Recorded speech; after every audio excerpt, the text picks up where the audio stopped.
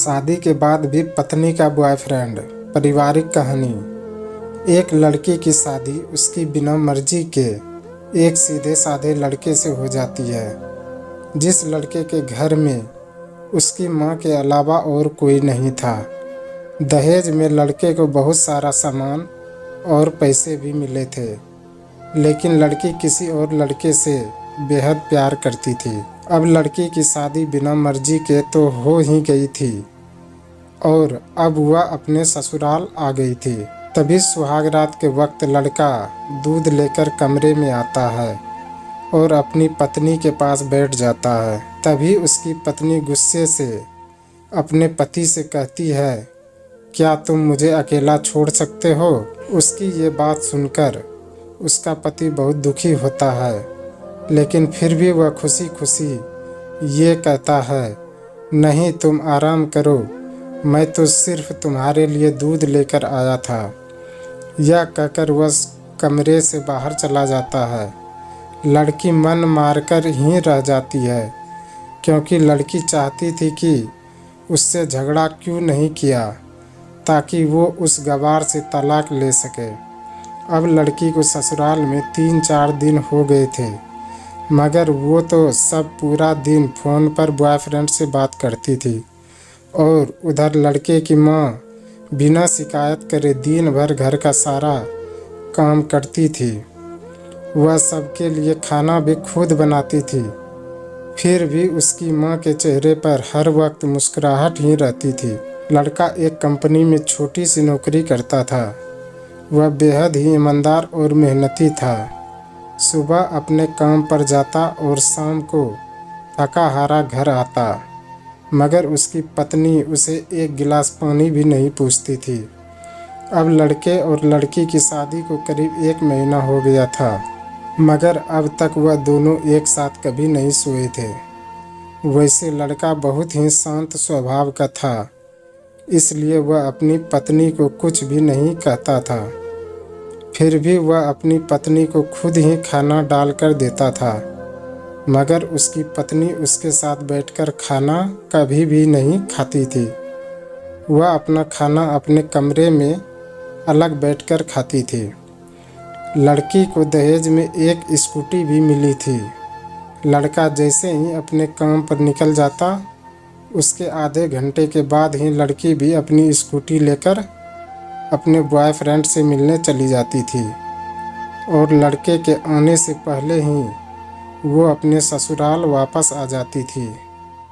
एक दिन लड़के की काम की छुट्टी थी और वह घर पर ही था, तो लड़की ने अच्छे भले खाने को भी गंदा कह के अपनी सासू माँ को उल्टा सीधा कहकर खाने को बाहर फेंक देती है। ये सब देखकर लड़के को बहुत ही गुस्सा आता है और वह गुस्से गुस्से में अपनी पत्नी पर हाथ उठा देता है, मगर उसकी माँ फिर भी अपने बेटे को ही डांटती है। इधर लड़की को झगड़े का एक बहाना ही चाहिए था, जो कि उसे मिल गया था। तभी वो बिना बोले अपनी स्कूटी लेकर अपने बॉयफ्रेंड के साथ चली जाती है और अपने बॉयफ्रेंड के पास जाकर कहती है कि अब एक पल भी मुझे उस घर में नहीं रहना। आज उस गवार ने मुझ पर हाथ उठाकर अच्छा नहीं किया। तभी उसका बॉयफ्रेंड कहता है, अरे तुम्हें तो मैं कब से कहता हूँ कि तुम भाग चलो मेरे साथ कहीं दूर, मगर तुम हो कि आजकल पर ही लगी रहती हो। तब लड़की कहती है कि शादी के दिन मैं तुम्हारे पास आई थी तो तुमने ही तो वापस लौटाया था। मुझे बॉयफ्रेंड ने कहा, खाली हाथ हम दोनों कहाँ तक भागेंगे, तुम ही बोलो। मैंने तुमसे कहा था कि कुछ पैसे और गहने साथ ले लो, और तुम हो कि खाली हाथ ही मेरे पास आ गई थी। आखिर दूर एक नई जगह में ज़िंदगी की शुरुआत करने के लिए पैसे तो चाहिए ना। और हो एक बात और, जब भी मैं तुम्हारे पास आता हूँ और तुम्हें छूना चाहता हूँ, तभी तुम्हारे नखरे हो जाते हैं और बस यही कहती रहती हो कि ये प्यार प्रेम शादी के बाद होगा। तभी लड़की गुस्सा होकर कहती है, हाँ शादी के बाद ही अच्छी होती है। ये सब और मैं तुम्हारी ही तो हूँ, मैं आज भी एक कुंवारी लड़की हूँ और शादी करके भी आज तक उस गवार के साथ एक रात भी नहीं सोई मैं, क्योंकि मैंने तुमसे ही प्यार किया है। और अब मैं चाहती हूँ कि तुम मुझसे शादी करके मेरी मांग में अपने हाथ से सिंदूर भर दो। फिर मैं पूरी ही तुम्हारी हो जाऊंगी और फिर तुम मुझे अपनी मर्जी से दिन रात प्यार कर सकते हो। तब उसका बॉयफ्रेंड कहता है, तो ठीक है, मैं तुमसे शादी कर लूँगा, मगर तुम कम से कम 5 लाख रुपये का कल शाम तक इंतज़ाम कर लेना। मैं तुम्हें एक होटल का पता दे रहा हूँ, तुम उस होटल में रात को 10 बजे तक पहुँच जाना। लड़की कहती है, उस गवार के पास कहाँ होगा पैसा, बल्कि मेरे पापा ने उसे दहेज में 3 लाख रुपये और मुझे कुछ सोने के गहने दिए थे। गहने तो मेरे पास है, मगर सारे पैसे उस गवार ने अलमारी में लॉक कर रखे हैं। मगर मैं जैसे तैसे अलमारी की चाबी लेकर सारे पैसे निकाल कर तुम्हारे पास हमेशा हमेशा के लिए आ जाऊंगी। यह कहकर वह लड़की अपने ससुराल पहुंचती है।